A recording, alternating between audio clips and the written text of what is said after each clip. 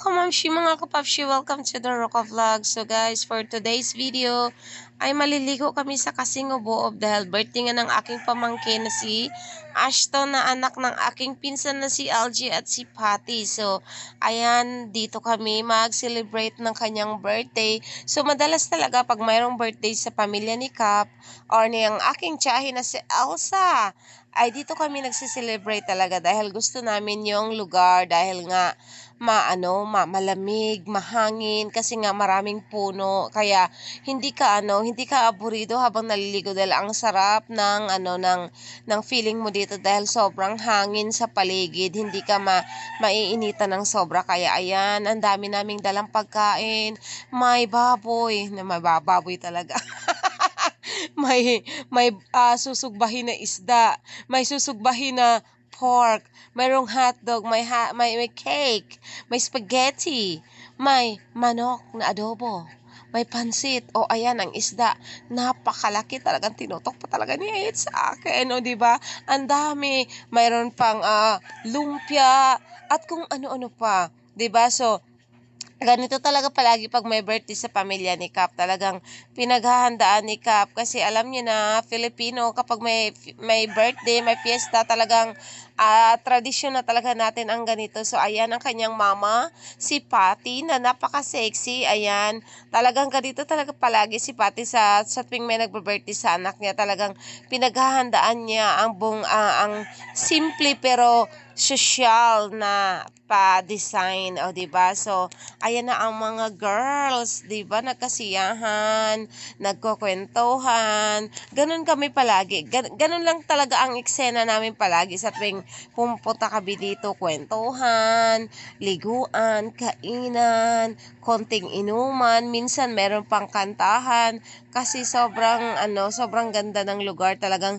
hindi mo pwedeng hindi i-enjoy ang ganito kagandang lugar. Kaya ayan na, tulong-tulong ang lahat para maglagay ng design sa birthday ni Ashton.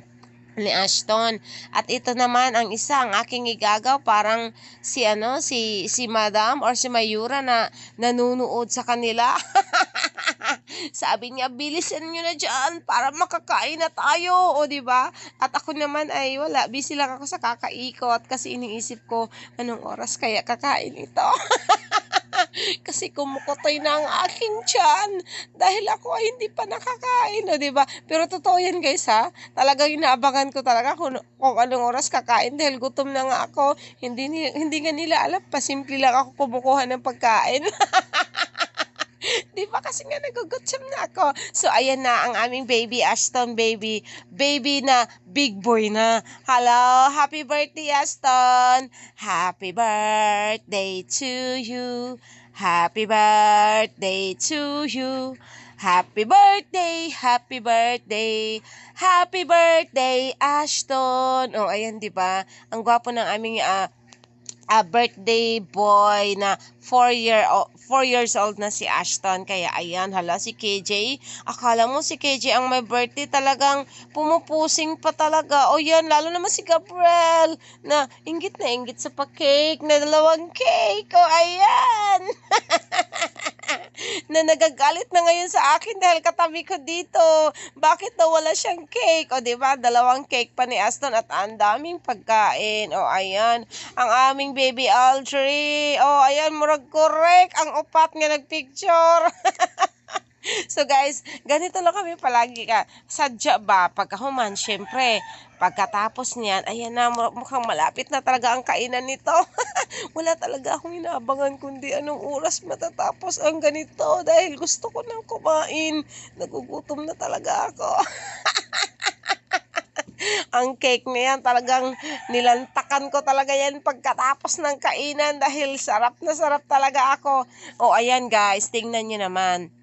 Yan yung pinakagusto kong part, yung nasa tabing dagat, mag-ihawan. So, ayan, kinakantahan na nila ang birthday boy dahil syempre, mukhang malapit na talaga yan. Oh.